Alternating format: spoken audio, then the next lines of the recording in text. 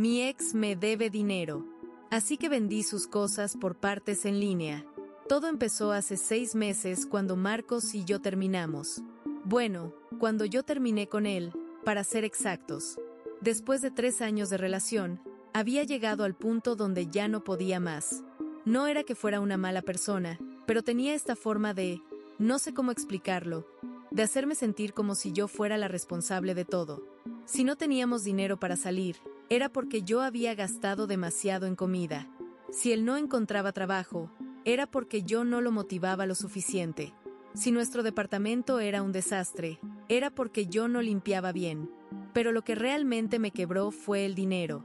Marcos tenía esta costumbre de pedirme prestado para emergencias que nunca terminaban siendo tan urgentes. 20,000 pesos aquí, 30,000 allá. Siempre con promesas de que me pagaría la siguiente semana, el siguiente mes, cuando le llegara el pago de su trabajo freelance. Trabajo que, dicho sea de paso, consistía en diseñar logos para amigos de amigos que tampoco le pagaban. Llevaba una lista mental de todo lo que me debía, pero nunca se lo mencionaba porque no quería ser esa novia que anda contando los pesos. Hasta que un día me di cuenta de que ya no era solo dinero para emergencias.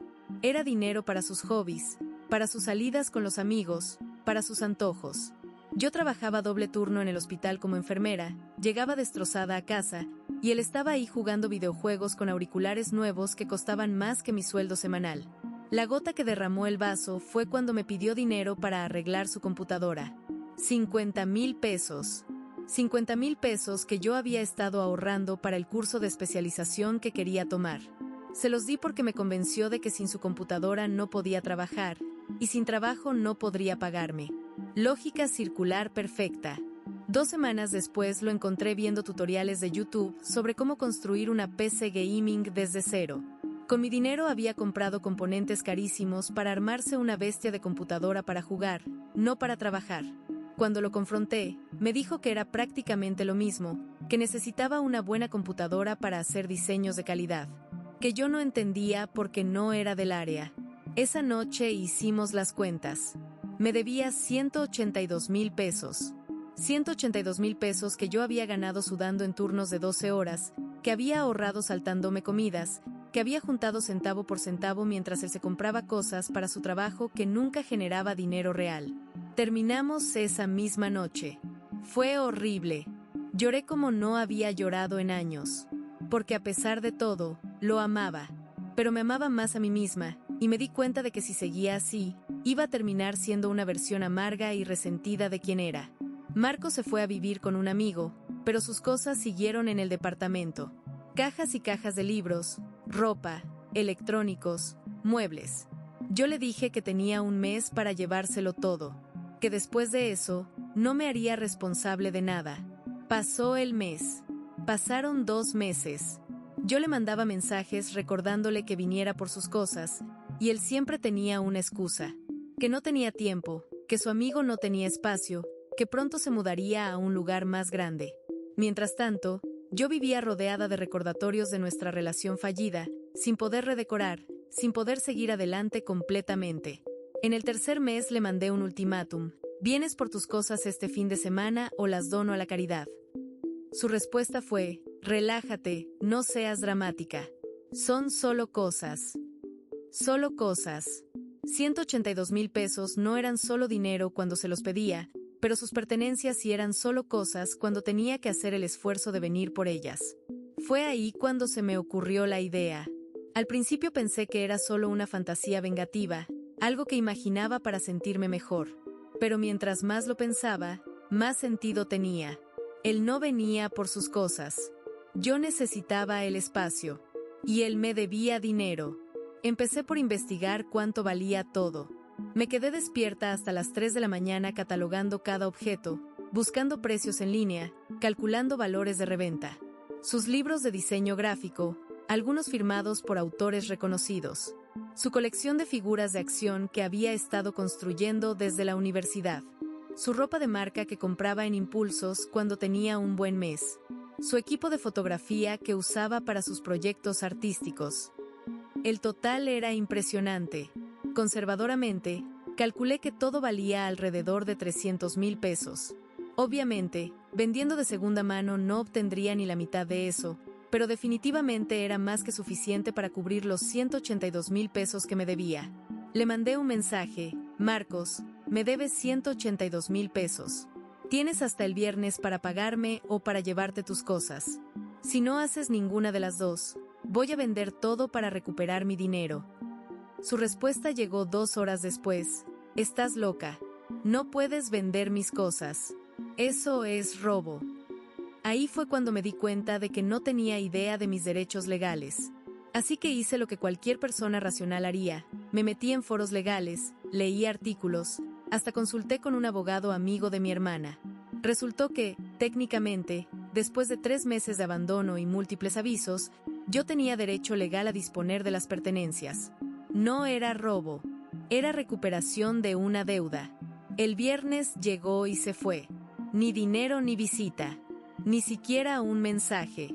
El sábado creé mis primeras publicaciones en línea. Empecé con cosas pequeñas.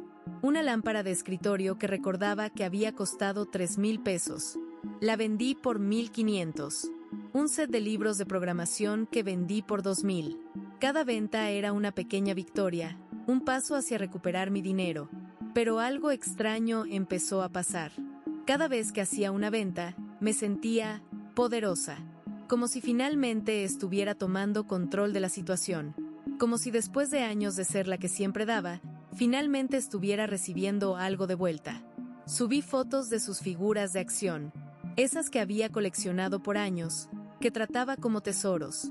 Las describí honestamente: colección de figuras de acción, excelente estado, dueño anterior las cuidaba mucho. Se vendieron en menos de un día.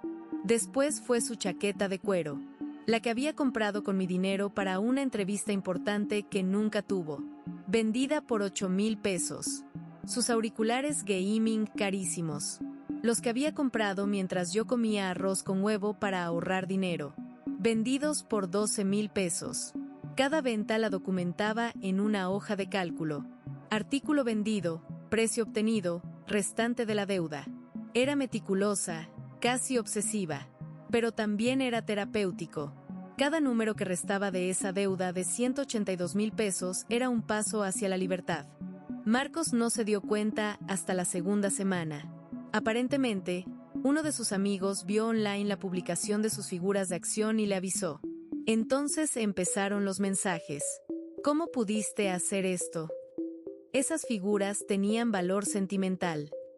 Algunas de esas cosas eran regalos de mi mamá. Estás destruyendo recuerdos. Cada mensaje me daba más fuerza. ¿Dónde estaba esa preocupación por el valor sentimental cuando me pedía dinero para sus caprichos? ¿Dónde estaba el respeto por los recuerdos cuando no se molestaba en venir por sus cosas? Le respondí con mi hoja de cálculo actualizada. Llevas 3 meses sin pagar ni recoger tus cosas. He vendido artículos por 47,000 pesos. Me debes 135,000 pesos. Cuando me pagues, paro.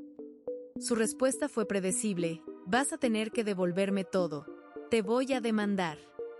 Ahí fue cuando las cosas se pusieron realmente interesantes. Resulta que Marcos no tenía ni idea de lo que estaba hablando. Cuando le mandé las capturas de pantalla de mi investigación legal, cuando le expliqué exactamente por qué lo que estaba haciendo era completamente legal, cuando le mostré todos los mensajes donde yo le había pedido que viniera por sus cosas, se quedó callado por varios días. Pero sus amigos no. Empezaron a bombardearme con mensajes. Que era una persona horrible. Que estaba siendo vengativa. Que Marcos no tenía dinero para pagarme. Que era solo una forma cruel de lastimarlo. Lo que más me molestó fue un mensaje de su mejor amigo: Diego, sabes que Marcos está pasando por una depresión. No tiene trabajo estable. Y tú, que supuestamente lo amabas, haces esto. ¿Qué clase de persona eres? ¿Qué clase de persona era yo? Esa pregunta me persiguió durante días. Era la persona que había trabajado turnos dobles para mantener a flote una relación unilateral. Era la persona que había sacrificado sus propios sueños para financiar los caprichos de otra persona. Era la persona que había dado 3 años de su vida y casi 200,000 pesos a alguien que no podía ni molestarse en recoger sus cosas. pero también era la persona que estaba vendiendo las pertenencias de su ex para recuperar dinero que legalmente le debía. Era la persona que había encontrado una forma de empoderarse después de años de sentirse utilizada. No sabía qué clase de persona era eso, pero sabía que me gustaba más esta versión de mí que la anterior. Seguí vendiendo sus libros de fotografía, su colección de vinilos, su ropa de marca, su equipo de ejercicio que había usado 3 veces, sus videojuegos, su guitarra que había comprado en un impulso y nunca aprendió a tocar. Cada venta era más fácil que la anterior. Había desarrollado una rutina: investigar el precio, tomar fotos profesionales, escribir descripciones honestas pero atractivas, negociar con compradores. Era buena en esto, sorprendentemente buena. A las 3 semanas, había vendido artículos por 120,000 pesos. Solo me faltaban 62,000 para saldar la deuda. Fue entonces cuando Marcos apareció en mi puerta. No había visto su cara desde el día que terminamos. Estaba más delgado, más pálido. Tenía ojeras profundas y su ropa se veía como si hubiera dormido con ella puesta. Por un momento, sentí una punzada de culpa. Tal vez sus amigos tenían razón. Tal vez estaba siendo cruel. Para esto, me dijo en cuanto abrí la puerta. Para esto ahora mismo. Hola, Marcos. ¿Cómo estás? No hagas como si te importara.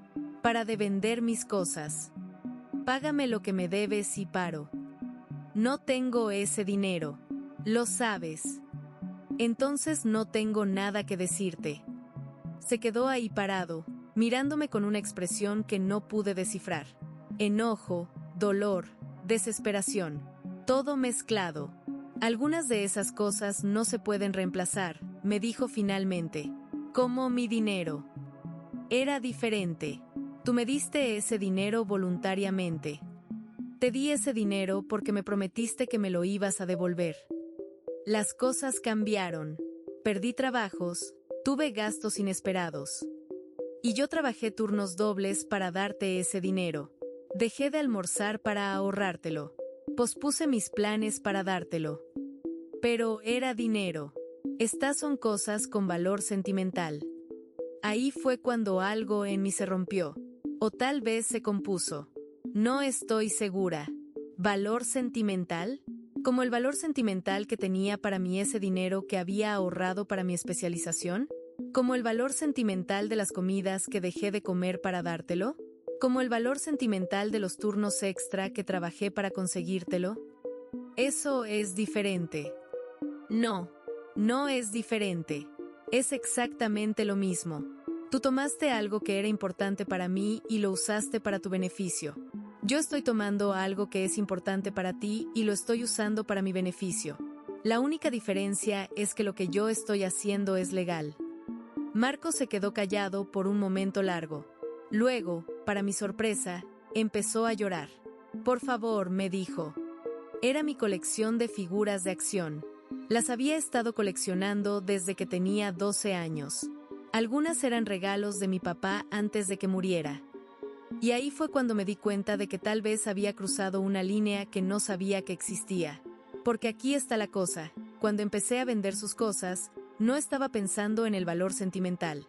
Solo estaba pensando en el dinero. Solo estaba pensando en recuperar lo que era mío.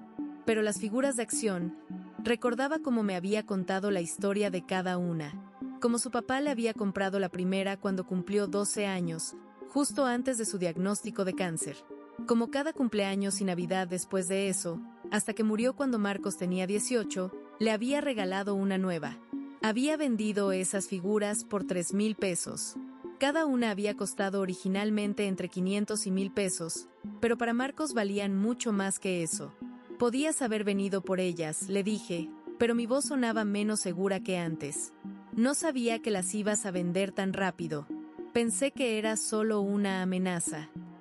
Te dije exactamente lo que iba a hacer. Pero no pensé que en serio lo harías. Ahí estaba el problema.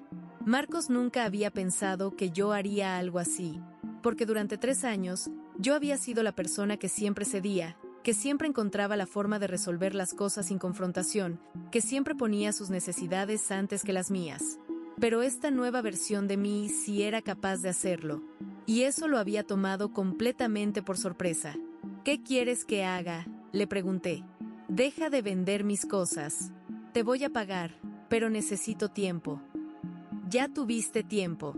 3 meses de tiempo. Pero no sabía que ibas a hacer esto. No tenías que saberlo. Tenías que pagarme o llevarte tus cosas. Dame una oportunidad. 1 mes más. Te juro que te voy a pagar. Lo miré ahí parado, vulnerable y desesperado, y por primera vez en semanas dudé de lo que estaba haciendo. Tal vez era demasiado cruel. Tal vez había encontrado una forma de lastimarlo que era desproporcionada al daño que él me había hecho. Pero entonces recordé algo. Recordé todos los 1 mes más que me había dicho antes. Recordé todos los te juro que te voy a pagar que había escuchado. Recordé todos los turnos dobles que había trabajado mientras él jugaba videojuegos con auriculares que costaban más que mi sueldo semanal. No, le dije. Ya no funciona así. O me pagas los 62,000 pesos que me faltan, o sigo vendiendo hasta completar la deuda. No los tengo. Entonces no tenemos nada más que hablar. Marcos se quedó ahí parado por un momento más, y luego se fue. No se despidió. No me insultó. Solo se fue. Esa noche no pude dormir. Seguía pensando en las figuras de acción, en la historia de su papá, en si había cruzado una línea que no debería haber cruzado. Pero también pensaba en mi dinero, en mis sacrificios, en todos los 1 mes más que me había creído antes. A la mañana siguiente, decidí hacer algo diferente. En lugar de vender las cosas más caras que me quedaban, puse un anuncio: colección completa de libros de diseño gráfico, algunos firmados por autores reconocidos, se vende como lote completo. Precio: 62,000 pesos. Era exactamente lo que me faltaba para completar la deuda. Si alguien compraba todo junto, habría terminado. Si no, seguiría vendiendo pieza por pieza hasta lograrlo. El anuncio lo vi un diseñador que estaba empezando su propio estudio. Me escribió inmediatamente. Quería ver los libros en persona antes de decidir. Vino esa tarde. Era un chico joven, probablemente recién salido de la universidad. Revisó cada libro con cuidado, leyó las dedicatorias, hojeó las páginas. Podía ver que entendía el valor de lo que estaba comprando. ¿Por qué los vendes?, me preguntó. Eran de mi ex. Me debe dinero. Los vendo para recuperar lo que me debe. ¿Él sabe que los estás vendiendo? Sí. Tuvo 3 meses para venir por ellos o para pagarme. El chico se quedó callado por un momento. Luego me preguntó algo que no esperaba. ¿Crees que es justo? La pregunta me tomó desprevenida. Había estado tan enfocada en si era legal, en si tenía derecho a hacerlo, que no había reflexionado realmente sobre si era justo. No lo sé, le respondí honestamente. Pero tampoco creo que haya sido justo que me pidiera prestado dinero que sabía que no podía devolver. No creo que haya sido justo que me prometiera pagar y luego no lo hiciera. No creo que haya sido justo que dejara sus cosas en mi casa por 3 meses después de que termináramos. Pero 2 errores no hacen un acierto. Tal vez no, pero uno de nosotros tenía que parar el ciclo. El chico compró los libros. Me pagó los 62,000 pesos exactos que necesitaba para completar la deuda de Marcos. Mientras contaba el dinero, me di cuenta de algo. No me sentía victoriosa. No me sentía vengada. Solo me sentía liberada. Como si finalmente hubiera cerrado un capítulo que había estado abierto demasiado tiempo. Le mandé un mensaje a Marcos. Vendí tus libros de diseño por 62,000 pesos. Con esto completo los 182,000 pesos que me debías. La deuda está saldada. Puedes venir por el resto de tus cosas cuando quieras. Su respuesta llegó 1 hora después. Esos libros valían mucho más que eso. Algunos estaban firmados. Algunos eran ediciones limitadas. Entonces deberías haber venido por ellos. Esto no va a quedar así. Si va a quedar así. Legalmente ya no me debes nada y yo ya no te debo nada. Estamos a mano. Pensé que eso sería el final. Pero no lo fue. 2 días después, empecé a recibir mensajes de números desconocidos. Mensajes horribles. Que era una persona despreciable. Que había arruinado la vida de Marcos. Que era una vengativa. Que me las iba a pagar. Aparentemente, Marcos había contado su versión de la historia en sus redes sociales. Una versión donde yo era la villana que había vendido sus pertenencias más preciadas por venganza. Una versión donde él era la víctima inocente de una ex despiadada. No mencionaba el dinero que me debía. No mencionaba los 3 meses que había tenido para recoger sus cosas.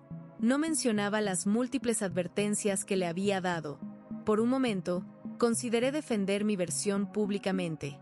Subir capturas de pantalla de nuestras conversaciones, mostrar mi hoja de cálculo con todas las deudas, explicar exactamente por qué había hecho lo que había hecho. Pero luego me di cuenta de algo. No me importaba lo que pensaran los amigos de Marcos. No me importaba lo que pensaran los desconocidos en Internet. Yo sabía por qué había hecho lo que había hecho. Yo sabía que había sido legal. Yo sabía que había recuperado dinero que legítimamente me debía.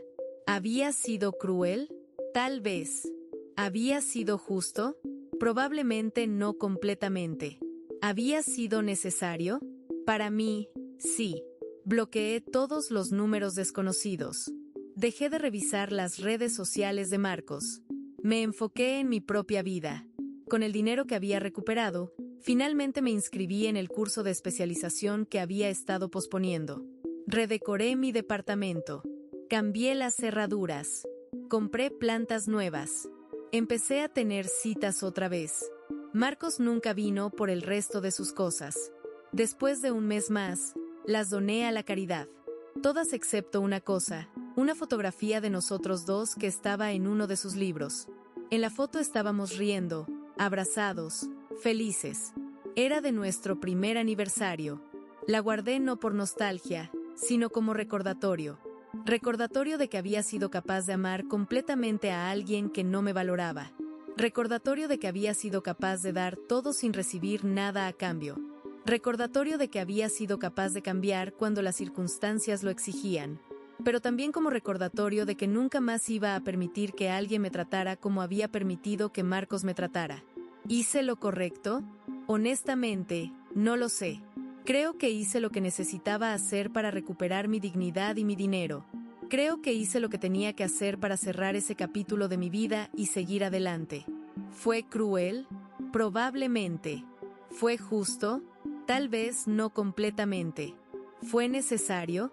Para mí, absolutamente. Hay personas que me van a juzgar por lo que hice. Van a decir que fui vengativa, que fui cruel, que debería haber encontrado otra forma de resolver las cosas. Y tal vez tengan razón. Pero también hay personas que van a entender por qué lo hice. Personas que han estado en relaciones donde daban y daban sin recibir nada a cambio. Personas que han sacrificado sus propios sueños para financiar los caprichos de otra persona. Personas que han trabajado doble turno para mantener a flote una relación unilateral. Para esas personas, espero que mi historia sea un recordatorio de que no tienen que permitir que otros las usen. De que tienen derecho a recuperar lo que les pertenece. De que está bien poner límites, aunque otros los consideren crueles. Al final del día, recuperé mi dinero. Recuperé mi espacio. Recuperé mi dignidad. Y más importante, recuperé mi autoestima. ¿Valió la pena? Cada centavo. Marcos me debe dinero. Así que vendí sus cosas por partes en línea. Y si tuviera que hacerlo otra vez, lo haría exactamente igual. Porque resulta que cuando finalmente decides valorarte a ti mismo, descubres que eres capaz de hacer cosas que nunca pensaste que harías. Y que esas cosas, aunque no siempre sean perfectas, a veces son exactamente lo que necesitas para seguir adelante. La vida es demasiado corta para permitir que otros te usen. Demasiado corta para sacrificar tus sueños por los caprichos de otra persona. Demasiado corta para trabajar doble turno para mantener a flote una relación que solo funciona en una dirección. Aprendí eso de la forma difícil. Pero lo aprendí. Y ahora, por primera vez en años, me siento libre.